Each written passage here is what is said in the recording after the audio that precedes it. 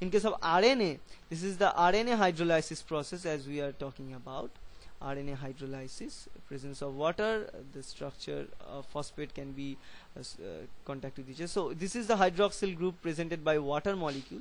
This acts as the nucleophile. It will attack this oxygen, then this will attack this phosphate. As a result of this, this phosphate will make a bond, this oxygen will make a bond with hydrogen, so this phosphate will make a bond with this, and it can make a intracircular phosphate linkage like that. So we call this linkage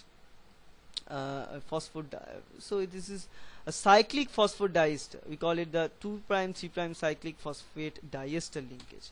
So this linkage, because this is the 2', this is the 3', and this circular or crisscross phosphate diester linkage. So this is again two bonds, this is called the diester, and phosphate is involved, that's called the phosphate diester linkage or 2', 3' linkage. So this linkage, and then finally one of these strands or one of these linkages are cleaved, and it will make one phosphate with each other. Either it is with the 2' or it is with the 3'. So whatever the thing can be happen. So in this case we can see it is with the 3', and here in this case it is with the 2'. So that's how these two types of species can be generated via the acid hydrolysis or alkali hydrolysis of RNA, presence of water.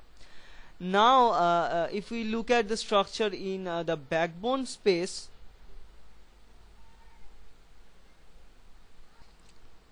so here in this case in the backbone we are looking at the action, because we have seen the action in schematic presentation. Now let's see what happens in when it cleaves in the backbone.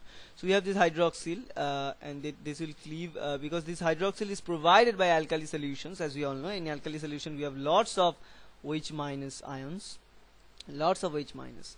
So this OH minus is provided by the alkaline solution, and this act as a nucleophile attack, and as a result of that this bond is cleaved. So the backbone of RNA,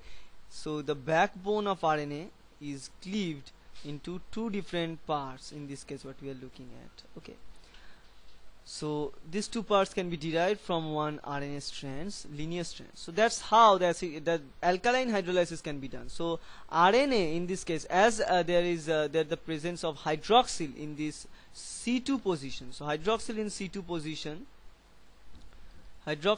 position helps this alkaline solution to cleave the strand of RNA. But in case of DNA, it do not possess any hydroxyl in C2 position. It has only hydrogen in C2. So in case of DNA, this alkaline solution cannot cleave the DNA strands.